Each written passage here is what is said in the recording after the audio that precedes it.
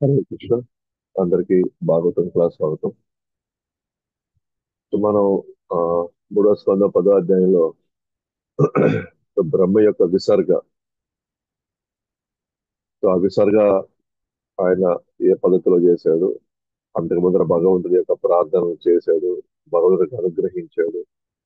So క్రమంగా ఆ, ఆయన విసర్గ చేయడానికి కావాల్సినటువంటి అనువైనటువంటి కావాల్సినటువంటి శక్తి కావచ్చు, జ్ఞానం కావచ్చు, ఆ ఆ ప్రేరణ కావచ్చు, అన్ని భగవంతుడు ఇచ్చాడు.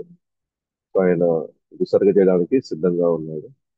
అయితే ఈ లోపల కాలం గురించి మాట్లాడాల్సిన పరిస్థితి వచ్చింది. కాలం యొక్క లక్షణాలు ఏంటి, ఆ తర్వాత ఆ కాలం యొక్క ఆ తర్వాత ఆ కాలం అయిన తర్వాత రకరకాల సృష్టిలు ఎలా చేశాడు. ఉదాహరణకి 3 రకాల లయముల గురించి మాట్లాడాను. బ్రహ్మ ఆయుష్ కాలం ఒకటి, బ్రహ్మ ఒక రోజు కాలం ఒకటి, అలాగే జీవుడి యొక్క ఆయుష్ కాలం, అలాగే మూడు రకాల లయములు, అలాగే ఆ కాల sorry, ఆ, 3 రకాల లయములు అయిన తర్వాత ఏవేవి ప్రథమ సృష్టి కింద భగవంతుడు ఏవేవి సృష్టించాడో అది వచ్చింది. ఏంటది? మహతత్వ, అహంకార, తన్మాత్ర, ఇంద్రియాలు, దేవతలు, మనసు, అజ్ఞానం. ఆ తర్వాత ద్వితీయ సృష్టి ఏదైతే బ్రహ్మ చేశాడు, తర్వాత వృక్షాలు, జంతువులు, మానవులు, దేవతలు. సో ప్రథమ సృష్టి ఏమో భగవంతుడు అంటే గర్భదక్ష విష్ణు చేస్తున్నాడు. ఆ ద్వితీయ సృష్టి అంటే విసర్గేమో తర్వాత బ్రహ్మ చేస్తున్నాడు. మొత్తానికి ఇంద్రియ దేవతలేమో భగవంతుడు సృష్టిస్తాడు. ఇతర దేవతలు మిగతా ఈ పాలన చేసేటివన్నీ కూడా బ్రహ్మ సృష్టిస్తాడు అన్నమాట. సో ఇంద్రియాలకు సంబంధించిన దేవతలందరూ కూడా భగవంతుడు, లోకానికి సంబంధించి పాలించే వాళ్ళందరూ కూడా బ్రహ్మే సృష్టిస్తాడు అనమాట. ఇప్పుడు నెక్స్ట్ ఆ ఈ 11వ అధ్యాయంలో ఆ బ్రహ్మ ఆ విసర్గని ఏ పద్ధతిలో స్టార్ట్ చేశాడు, తర్వాత కాల యొక్క విభజన, కాలం ఏ విధంగా విభజించబడింది, ఆ విభజనతో వచ్చేటువంటి అనేకమైనటువంటి లక్షణాలు ఏంటి. సో అవన్నీ కూడా మనం ఈ రోజు చూస్తా ఉన్నాం 11వ అధ్యాయంలో.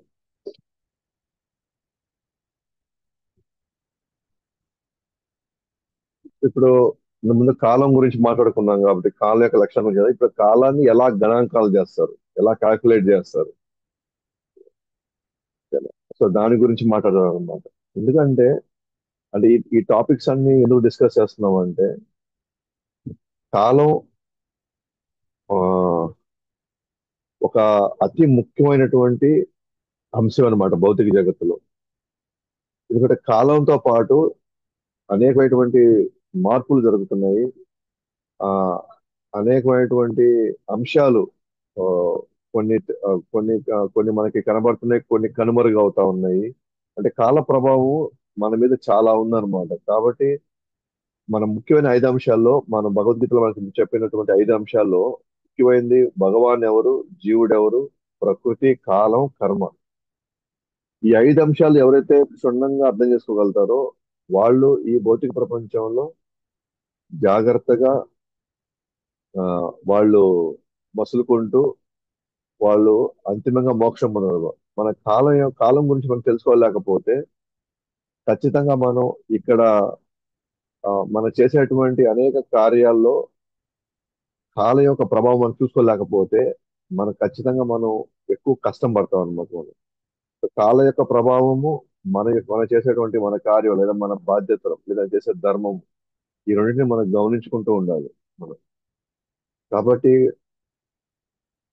అంతర్లీనంగా కాలం ముందుకు వెళ్తూ ఉంది కాలం అంతర్లీనంగా. కానీ మనకి ఒక రూపంలో అది మనకేం కనబడట్లే. కాబట్టి కాలానికి ఈ సృష్టికి చాలా అనువైన సంబంధం ఉంది. ఎందుకంటే భగవంతుడు ఈ సృష్టిని సృష్టించేటప్పుడు కాలశక్తితో దీన్ని నడుపుతున్నాడు అనమాట. సో అంటే దీనికి ఒక ఎక్స్పైరీ డేట్ పెట్టేశాడు భగవంతుడు. దానికి ఒక ఎక్స్పైరీ డేట్ పెట్టాడు. అలాగే ఈ ప్రకృతిలో భాగమైనటువంటి భౌతిక జగత్తులో భాగమైనటువంటి ఈ శరీరం కూడా ఎక్స్పైరీ డేట్ ఉంటుంది. సో నాకు ఎంత కాలం ఉంది, ఆ కాలం లోపల నేను ఏం చేయాలి. ఎవరు కాలాన్ని రివర్స్ చేయలేరు, లేదా కాలాన్ని స్లో చేయలేరు ఎవరు కూడా ఇక్కడ.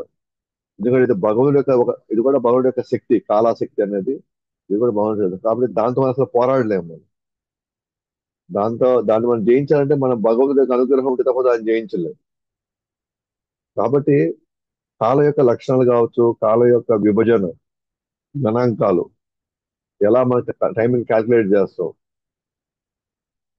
ఈ మొత్తం మీద చూసుకోవాలంటే అసలు నాకు ఎంత టైం ఉంది ఇక్కడ, ఎంత టైంలో నేను సాధనని నేను పర్ఫెక్ట్ చేసుకోవాలా. సో కాబట్టి ఉన్న సమయంలో నేను మాక్సిమం దేనికోసం నేను ఉపయోగించాలి. ఎందుకంటే మన కాలం యొక్క విలువ తెలుసుకుంటేనే మనం ఎప్పుడు ఎక్కడ ఏం చేయాలనేది మనకి తెలుసుకోగలుగుతాం. ఉదాహరణకి ఇప్పుడు మనం చూస్తాం కాలం యొక్క గణాంకాలు ఎలా ఉంటాయి ఇక్కడ. పరమాణు అంటే అణువులు అతి చిన్నదైనది పరమాణు అంటే. పరమ మహాన్ అంటే అన్ని పరమాణువుల యొక్క సమస్తంగా తీసుకుంటే దాన్ని ఏమంటారు, పరమ మహాన్. పరమాణువు పరమ మహాన్. అలాగే పదార్థానికి ఎలాగైతే చిన్న పెద్ద విభజనలు ఉంటాయో, అలాగే కాలానికి కూడా విభజనలు ఉంటాయి. ఎందుకంటే కాలాశక్తి కూడా భగవంతుడి యొక్క ప్రతినిధేను. ఇప్పుడు ఒక పదార్థాన్ని అతి చిన్న పదార్థం కింద మనం చేసుకోవచ్చు, ఆ పదార్థాన్ని పెద్దదిగా కూడా చేసుకోవచ్చు. పదార్థం అయితే దేన్నైనా సరే మనం దాన్ని నలగొట్టి ఒక ఒక పదార్థాన్ని అతి చిన్న వస్తువు కింద మనం దాన్ని విభజించుకోవచ్చు. లేదా ఎంత పెద్దయినా మనం పెంచుకుంటూ వెళ్ళొచ్చు. అలాగే కాలం కూడా అన్నమాట. కాలం కూడా మనం విభజించవచ్చు అన్నమాట. అంటే దీన్ని ఏమంటారంటే ఇంగ్లీష్ లో, అంటే గంట నుంచి గంటలైన దగ్గర నుంచి గంటకు వస్తాం, గంట నుంచి ఎక్కడికి వస్తాం, నిమిషాలకు వస్తాం, నిమిషాల్లో నిమిషం, నిమిషంలో క్షణాలు, క్షణాల్లో ఇంకా మన తెలుగులో మన ఇంగ్లీష్ లోకి వెళ్తే మైక్రో సెకండ్, నానో సెకండ్ అని అంటా ఉంటారు అన్నమాట. ఓకే. అంటే ఎంత చిన్నదానికైనా మనం తీసుకురావచ్చు, కాలాన్ని విభజించవచ్చు అనమాట మనం. అలాగే మనం వెళ్ళనుకో యుగాలు, యుగంలో టైం, సత్యయుగం టైం ఏంటి, త్రేతయుగం టైం ఏంటంటే అది చాలా పెద్దగా. ఆ తర్వాత సృష్టి కాలం ఎంత అప్పుడు, సృష్టి కాలం అయితే ఎంత అయితే దాంట్లో ఒక second, milli second, micro second, nano second, ఇది ఒక పరమాణువు లాగా చాలా చిన్న టైం అది. అలాగే సృష్టి కాలం, సృష్టి మొత్తం ఎప్పటికి అంతమవుతుందో అది చాలా అనంతమైనటువంటి కాలం అది. అంటే కాలాన్ని కూడా చిన్నదిగాను పెద్దదిగాను మనం విభజించవచ్చు అన్నమాట. అలాగే పరమాణుతాం అంటే సూర్యుడు ఒక పరమాణువు దాటడానికి ఎంత సమయం పడుతుందో దాన్ని పరమాణుతాం అంటారు. అలాగే పరమ మహాన్ కాలం అంటే సృష్టి ఆరంభం నుంచి లయేంత వరకు ఎంత కాలం పడుతుందో అంత కాలం ఏమంటారు, పరమ మహాన్. ఒక అణువు మీద సూర్యుడు వెళ్ళాలి అనుకుంటే ఆ దాన్ని దాటడానికి గల టైము ఎంత పడుతుంది, క్షణం అన్నమాట. అంత చిన్నది. అలాగే కాలం యొక్క విభజన తీసుకుంటే ఎలా కాలాన్ని విభజించారు. మనం ఫస్ట్ ఏమనుకున్నాం, పరమాణు అనుకున్నాం. తర్వాత రెండో స్టేజ్ ఏంటంటే అణువు. అణువు అంటే రెండు పరమాణాలు, పరమాణువులు. అలాగే త్రసరేణు అంటే మూడు అణువులు. త్రుటి అంటే సూర్యుడు మూడు త్రిసరేణువుల్ని దాటడానికి గల కాలం. ఇది పదార్థం కింద విభజన. ఇప్పుడు కాల విభజనలోకి వెళ్తాం. వేద అంటే 100 త్రుటీలు. లవ అంటే 3 వేదాలు. నిమేష అంటే 2 లవలు. క్షణ అంటే 3 నిమేషాలు. కాస్త అంటే 5 క్షణాలు. లఘు అంటే 15 కాస్తాలు. దండ అంటే 15 లఘువులు. ముహూర్త అంటే 2 దండాలు. ప్రహర అంటే 6 లేదా 7 దండాలు.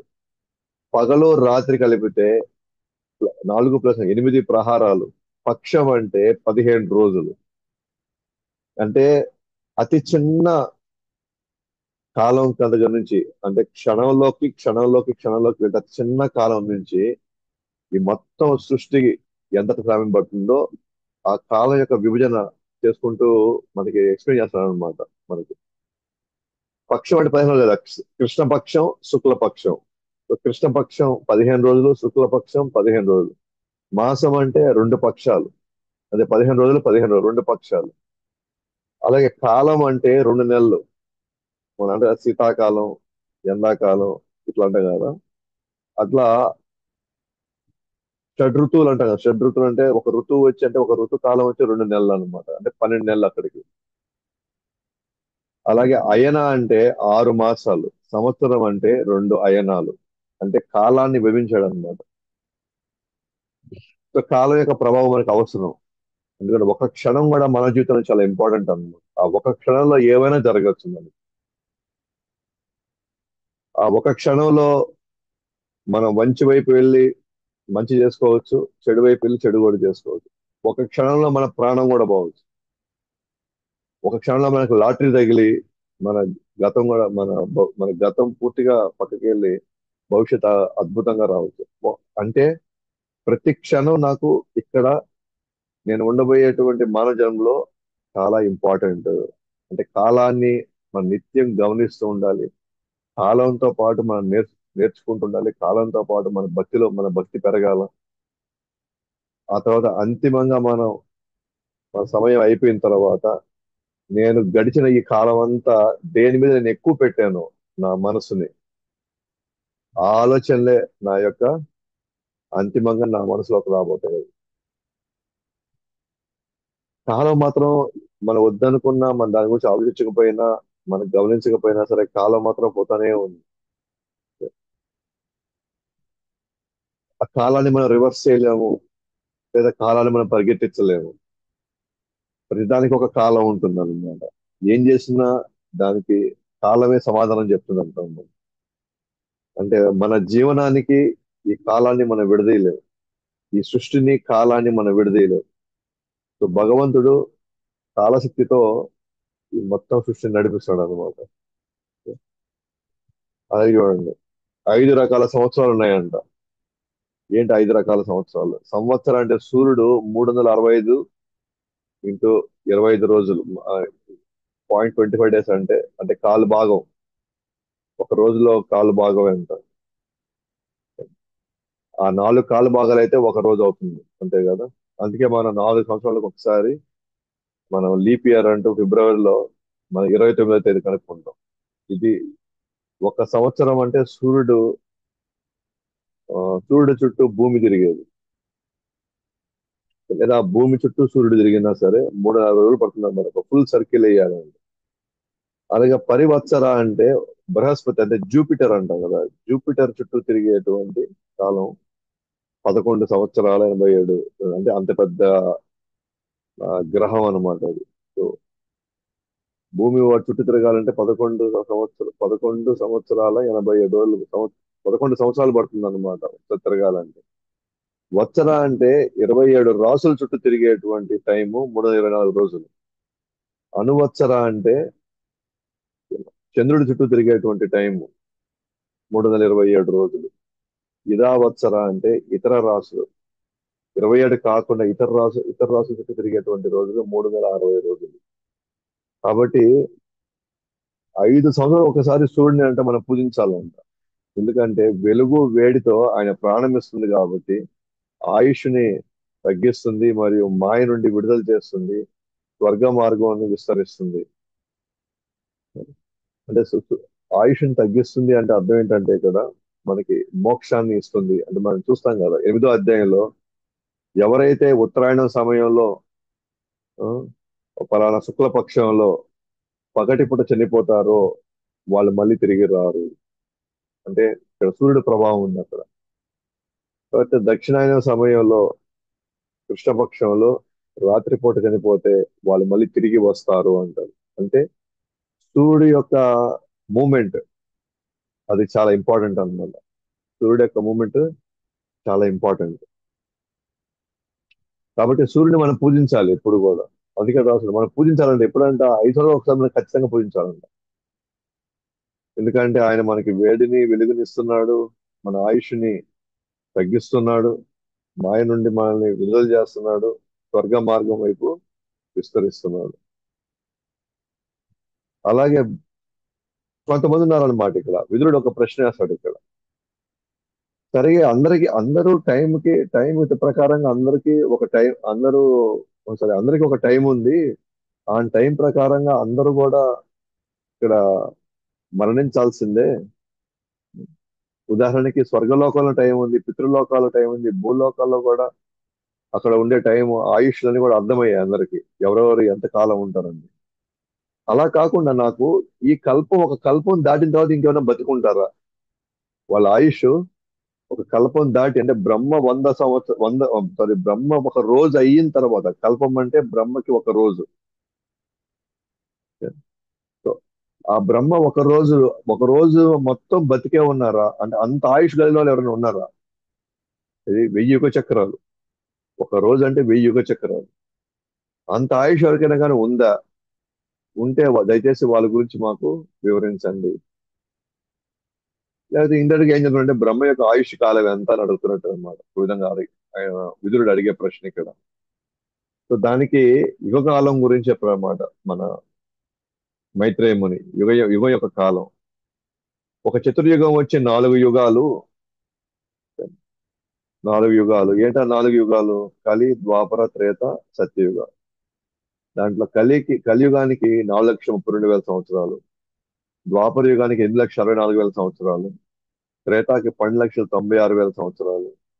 సత్యుగానికి 17,28,000 సంవత్సరాలు. ఇది మొత్తం కానీ కలుపుకుంటే 43,20,000 సంవత్సరాలు అన్నమాట. ఇది ఒక చతుర్యుగం. ఇలాంటి 1000 చతుర్యుగాలు బ్రహ్మకి ఒక రోజు. దాన్నే మనం కల్పం అంటాం అన్నమాట. బ్రహ్మ ఒక రోజు మనం ఏమంటున్నాం? కల్పం అంటున్నారు. అంటే 1000 యుగ చక్రాలు బ్రహ్మకి ఒక రోజు. అయితే ఈ భృగుముని లాంటి వాళ్ళు బ్రహ్మ యొక్క కాలం అంటే ఒక కల్ప కాలానికి మించి వాళ్ళు బతికే ఉంటారు. అలాంటి వాళ్ళు వాళ్ళు కల్పానికి అతీతంగా. అంటే వీరుడు అడిగిన ప్రశ్న ఏంటి అని అంటే, స్వర్గ పితృ భూలోకాలు అయితే నాకు తెలుసు, వాళ్ళ వాళ్ళ ఆయుష్ ఎంతెంత మాత్రం ఉంటుందని. కానీ కల్పం దాటిన వ్యక్తులు ఎవరైనా ఉన్నారా? అంటే బ్రహ్మ ఒక రోజులో ఎవరైనా మొత్తం బతికి ఎక్కడ ఎటువంటి మాయకు లోను కాకుండా బతికి బట్టగట్టిన వాళ్ళు ఎవరైనా ఉన్నారా అని అడుగుతాడు. కాబట్టి అందువల్ల మైత్రి ఇక్కడ బ్రహ్మ ఒక రోజు కాలం ఎంత పూర్తి, మనకి అవి ఎన్ని సంవత్సరాలు, అది ఫస్ట్ మనకి అర్థమైతే ఆ తర్వాత మిగతా వాటి గురించి మనం ఆలోచించచ్చు అనమాట. కాబట్టి ఇక్కడ మనకి యుగ కాలం గురించి చెప్పాడు అనమాట. అలాగే 2 యుగాల మధ్య వచ్చేటువంటి కాలం ఏదైతే ఉంటుందో దాన్ని ఏమంటే యుగ సంధ్య అంటారు. సో త్రేతాయుగం అయిన తర్వాత ఏమొస్తుంది? సారీ, ఫస్ట్ సత్యయుగం తర్వాత త్రేతాయుగం, త్రేతాయుగం తర్వాత ద్వాపరయుగం, ద్వాపరయుగం తర్వాత కలియుగం. ఒక యుగానికి ఇంకో యుగానికి మారేటప్పుడు మధ్యలో ఒక సమయం ఉంటుంది. ఆ ఆ సమయం ఏంటి అని ఏమంటారంటే యుగ సంధ్య అంటారు. అంటే ఇక ఆఖరి 10 సంవత్సరాలు మన సత్యుగం అయిపోతూ ఉంది. లాస్ట్ 10 సంవత్సరాలు ఉంది. ఆ 10,000 సంవత్సరాలు ఉంది. ఆ 10,000 సంవత్సరాలు ప్లస్ నెక్స్ట్ యుగం యొక్క స్టార్టింగ్ లో కూడా ఒక 10,000 సంవత్సరాలు రెండు కలుపుకుంటే దీన్ని యుగ సంధ్య అంటారు అన్నమాట.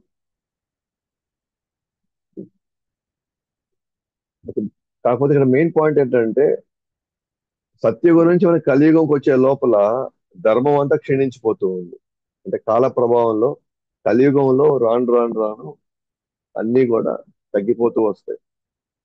నెక్స్ట్ మనుకాలం గురించి చెప్పాడు. అంటే ఇక్కడ మీరు కానీ గమనిస్తూ ఉంటే కనుక కాలం గురించి విభజన చేశాడు. తర్వాత సూర్యుడు ప్రతి 5 సంవత్సరాలు ఒకసారి మనం పూజించాలంటున్నారు. అండ్ ఒక్కొక్క సంవత్సరం సూర్యుడి చుట్టూ అయితే ఎన్ని రోజులు, చంద్రుడి చుట్టూ అయితే ఎన్ని రోజులు, వాటి గణాంకాలు ఇచ్చారు మనకి. అలాగే బ్రహ్మ యొక్క కల్పం మించి ఆయుష్ ఎవరైతే బ్రహ్మకల్పానికి మించిన ఎవరికైనా ఆయుష్ ఉంటే వాళ్ళ గురించి వివరించమన్నాడు. ఒక కల్పం అంటే మనం అర్థం చేసుకోవాలంటే మనకి ఖచ్చితంగా యువకాలం తెలియాలా, అలాగే మనుకాలం తెలియాలా. మనుకాలం అంటే ఏంటి అంటే ఇప్పుడు మేము చెప్పుకున్నాం కదా, బ్రహ్మకి ఒక రోజులో 1000 యుగ చక్రాలు ఉన్నాయి. అలాగే మనుకాలం అంటే ఏంటి అంటే ఒక్కొక్క మనుకి ఉండే కాలం ఏంటంటే 71 యుగ చక్రాలు అన్నమాట. 71 యుగ చక్రాలు ఒక మను చక్రవర్తి ఉంటాడు. మను చక్రవర్తి ఎవరు కాదు, భగవంతుడి యొక్క అవతారమే మను చక్రవర్తి. అంటే మొత్తాన్ని వెయ్యి చతుర్యుగాల్ని 71 యుగ చక్రాల కింద మనం కానీ డివైడ్ చేసుకుంటూ వెళితే మొత్తం 14 మన్వంతరాలు వస్తాయి. మనుకాలాలు 14 మనుకాలాలు. ఓకేనా? ఆ మనుకాలంలో ఎవరెవరు వస్తారు? సప్త ఋషులు వస్తారు, దేవతలు వస్తారు, ఇంద్రుడు వస్తాడు, మను చక్రవర్తి వస్తాడు. అయితే వీళ్ళందరూ ఒకేసారి వస్తారనమాట. అయితే మనుపుత్రులు మాత్రం క్రమంగా తర్వాత వస్తారు. ఎందుకంటే మను తర్వాత ఉత్పత్తికి, సంతాన ఉత్పత్తికి ఆయన నెక్స్ట్ ఆయన తయారు కావాలి. అందువల్ల మనుపుత్రులు మాత్రం తర్వాత వస్తారు. కానీ సప్తఋషులు, దేవతలు, ఇంద్రుడు, మను చక్రవర్తి వీళ్ళందరూ ఒకేసారి వస్తారు అన్నమాట. కాబట్టి బ్రహ్మ కల్పంలో 3 లోకాల జీవులు వారి కర్మలను బట్టి ప్రకటము మరియు అప్రకటం అవుతారు. కాబట్టి ఒక బ్రహ్మ కల్పంలో ఎంతో మంది జీవులు కర్మలను బట్టి వస్తా ఉంటారు, పోతా ఉంటారు, వస్తా ఉంటారు, జన్మిస్తూ ఉంటారు, మరియు మరణిస్తూ వస్తూ ఉంటారు, పోతుంటారు అన్నమాట. నేను చెప్పినట్టుగా భగవంతుడు ప్రతి మన్వంతరంలో అవతరిస్తాడు. ఆయనే మను చక్రవర్తి. సో మను చక్రవర్తి సామాన్య వ్యక్తి కాదు. సో భగవంతుడు తన ధర్మాలన్నిటి కూడా మనుధర్మ శాస్త్రం కింద అవన్నీ పెట్టి మను చక్రవర్తికి ఇస్తాడు అనమాట. అలాగే కల్పాంతంలో వచ్చే లయం ఏంటి? బ్రహ్మ ఒక రోజు అయ్యింది, తర్వాత ఏం జరుగుతుంది? రాత్రి పూటంతా ఏం జరుగుతుంటది? మళ్ళీ పగటి సమయంలో ఏం జరుగుతుంది? అందుకని కల్పాంతంలో యొక్క లయం గురించి మాట్లాడుతున్నాం అన్నమాట. సో భగవంతుడు కాలాగ్ని రుద్ర రూపంలో 3 లోకాలను నాశనం చేశాడు. జీవులు కరిగిన ఆ మిశ్రమంలో కలిసిపోతారు. అంతా నిశ్శబ్దంగా ఉంటుంది. ఇప్పుడు ನಾವು చెప్పుకున్న భగవంతుడు సృష్టించాలనుకున్నప్పుడు బ్రహ్మ రూపంలో వస్తాడు. నాశనం చేయాలనుకున్నప్పుడు, లయం చేయాలనుకున్నప్పుడు రుద్రుడు రూపంలో వస్తాడు భగవంతుడు. అందుకే ఇక్కడ చూస్తే కనుక భగవంతుడు కాలాగ్ని రుద్ర రూపంలో 3 లోకాలని నాశనం చేశాడు. కాలాగ్ని రుద్ర రూపంలో జీవులు కరిగిన ఆ మిశ్రమంలో కలిసిపోతారు. అంతా నిశ్శబ్దంగా ఉంటుంది. ఈ ఒక పెద్ద తుఫాన్ వచ్చింది అనుకోండి. ఆ తుఫాన్ వస్తే ఆ అలలకి చుట్టుపక్కల ఉన్న ఇళ్ళన్నీ ఏమైపోతాయి? మొత్తం కూలిపోతాయి అన్నమాట. ఆ కూలిపోయిన ఎక్కడికి వెళ్తాయి? మళ్ళీ సముద్రంలోకి వెళ్ళి తేలి ఆడుతా ఉంటాయి. అట్లానే ఇప్పటి వరకు మిగతా లోకాలన్నీ ఉన్నప్పుడు బ్రహ్మ యొక్క రోజు అయిన తర్వాత ఒక చిన్న ప్రళయం వస్తుంది అనమాట. ఆ ప్రళయంలో ఏమవుతుందంటే ఆ నివాసాలన్నీ కూడా నేలమట్టం అయిపోతాయి.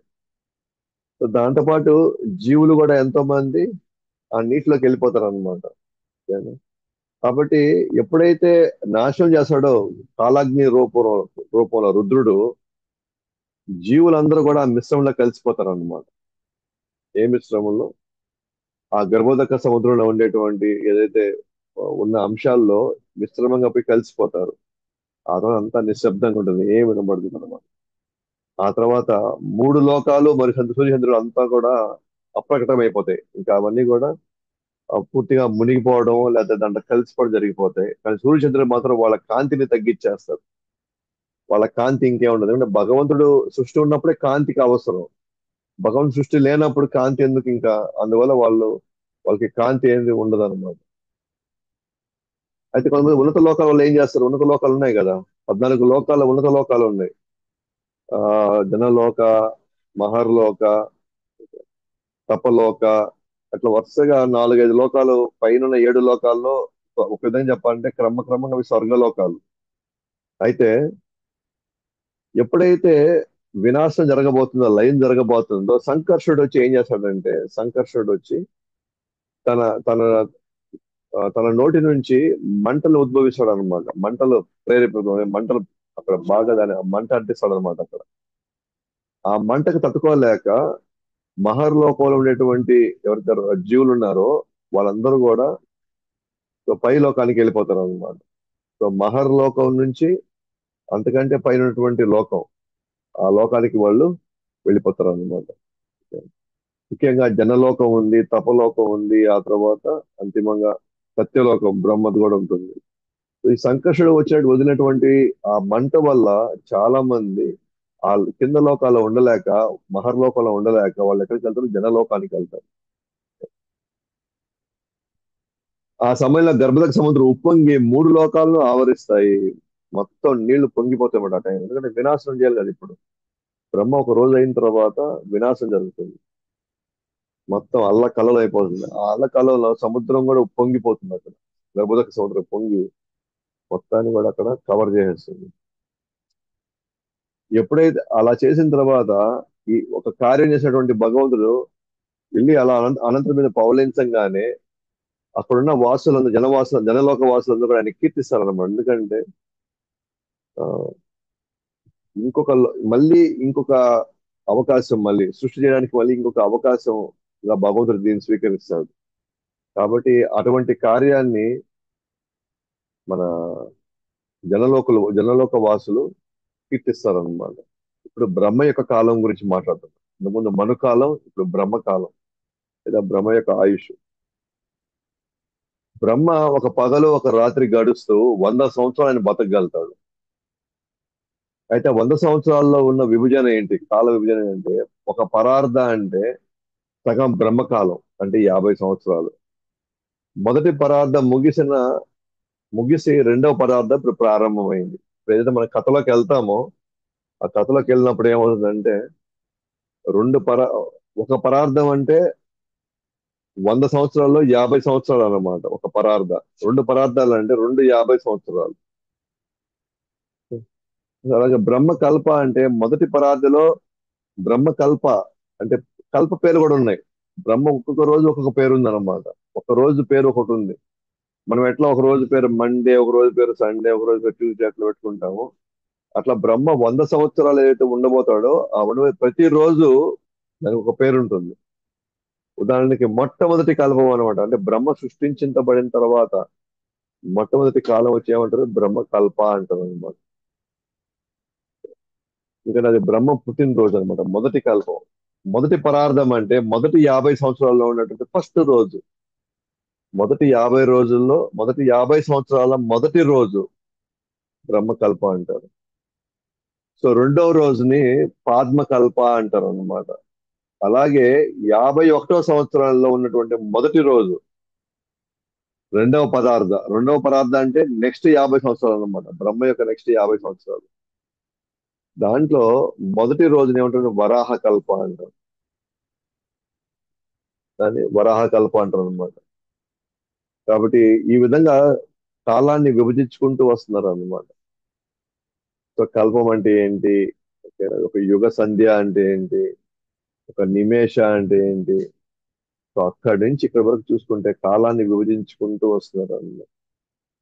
కాబట్టి భగవంతుడి ముందర అసలు లెక్కే లేదన్నమాట. ఎవరిది బ్రహ్మ కానీ సృష్టి కాలం అసలు నథింగ్ అసలు. ఎందుకంటే భగవంతుడు అనంతుడు. ఆయనకంటూ మరణం అనేది ఏం లేదు. ఇది సర్వం మొత్తం వినాశం అయినా సరే భగవంతుడు నిలబడే ఉంటాడు. ఎందుకంటే భగవంతుడికి ఈ కాలం అతీతమైంది ఏం కాదు. కాలం ఇంకా చెప్పంటే కాలం ఆయన కంట్రోల్లో ఉంది. కాబట్టి బ్రహ్మకాలం అంటే ఏంటి అంటే భగవంతుడి ముందు ఒక నిమేషం మాత్రమే. మనం బ్రహ్మకాలం అంటే 100 సంవత్సరాల. ప్రతి సంవత్సరంలో 12 నెలలు ఉన్నాయా, ప్రతి నెలలో కొన్ని రోజులు ఉన్నాయా, అలాగే ఒక రోజు అయితే ఉందో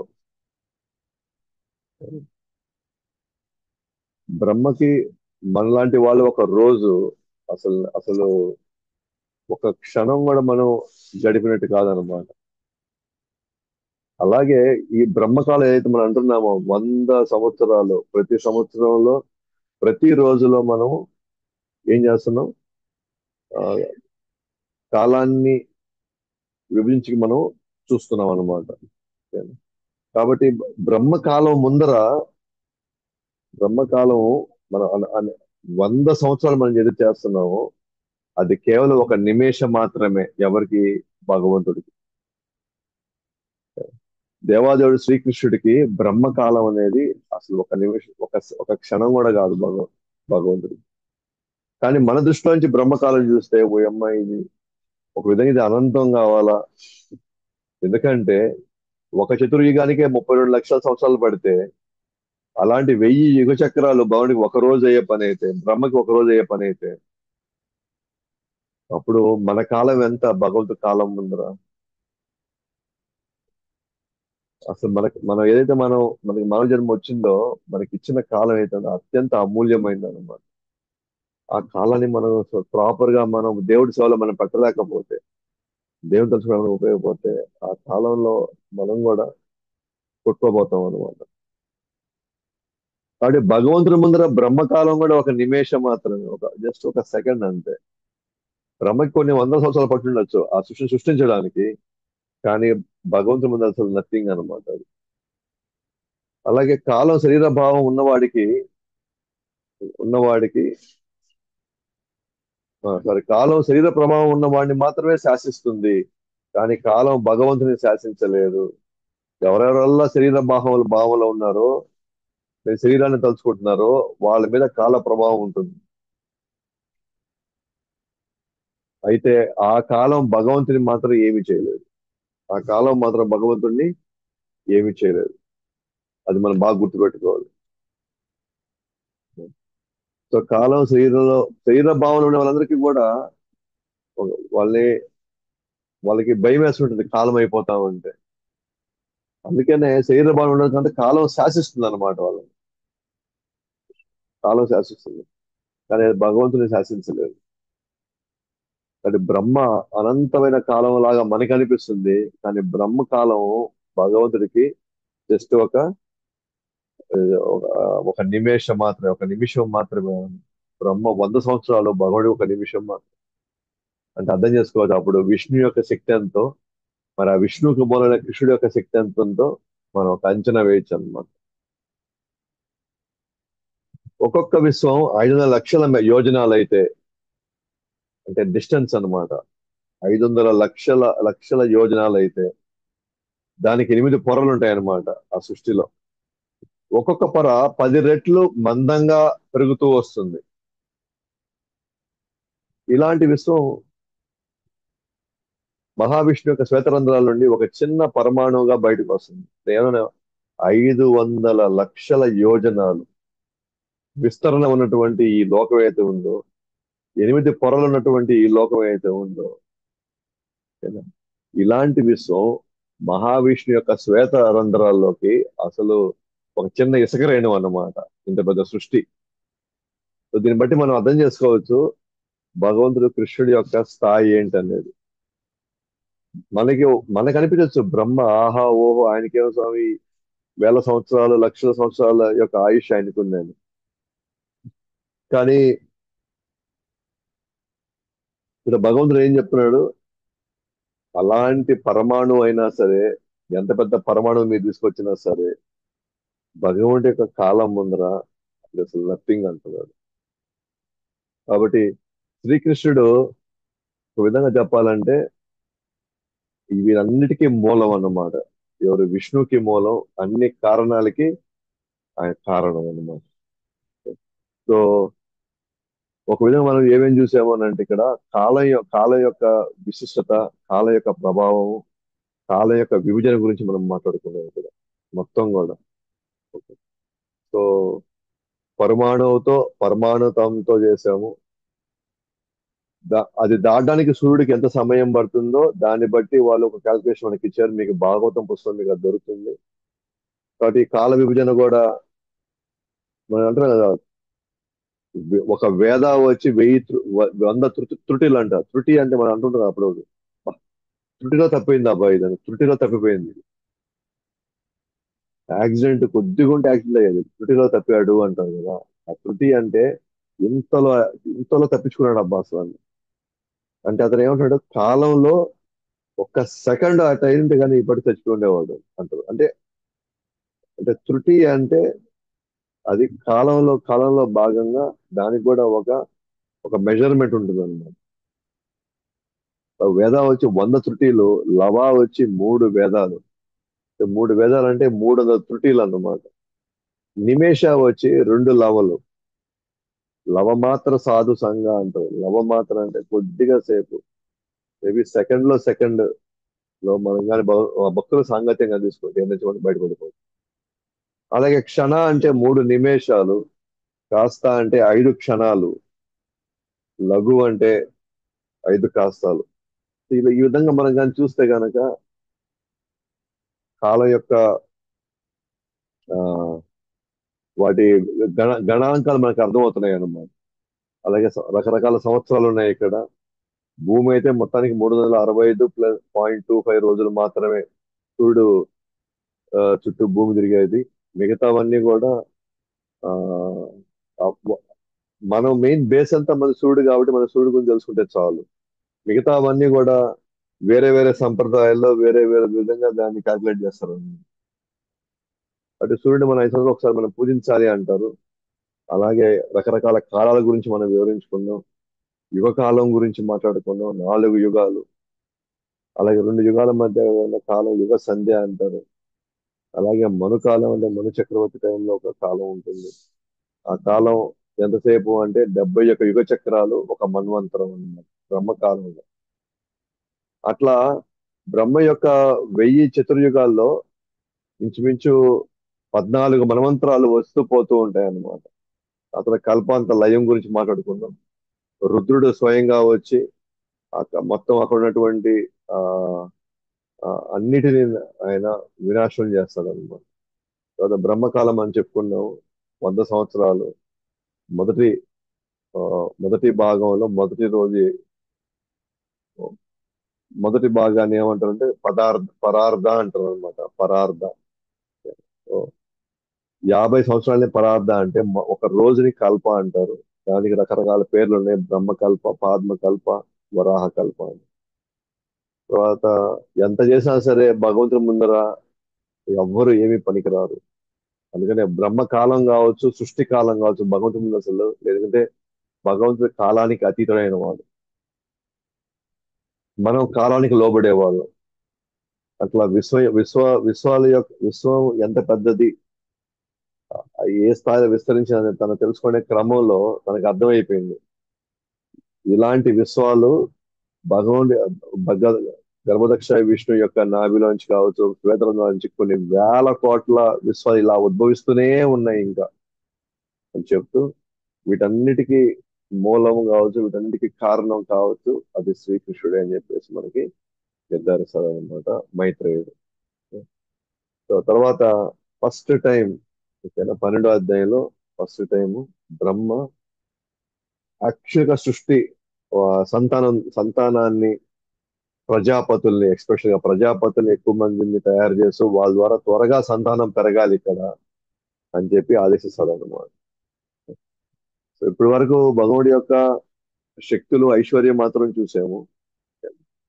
ఇప్పుడు బ్రహ్మ ఏ విధంగా భగవంతుడి తరఫున ఈ సృష్టిని ఎలా నడుపుతున్నాడు, ఇవన్నీ కూడా మనం సో, ఆ, రేపు ఆదివారం కాక రేపు ఉండకపోవచ్చు, సోమవారం క్లాస్ మనం తెలుసుకుంటాం. గ్రంథరా శ్రీమద్ భాగవతంకి జై. అనంత కోటి వైష్ణవులకి జై. యుగధర్మ హరినామ సంకీర్తనకి జై. జై గౌతమ్ ప్రేమానంద హరి.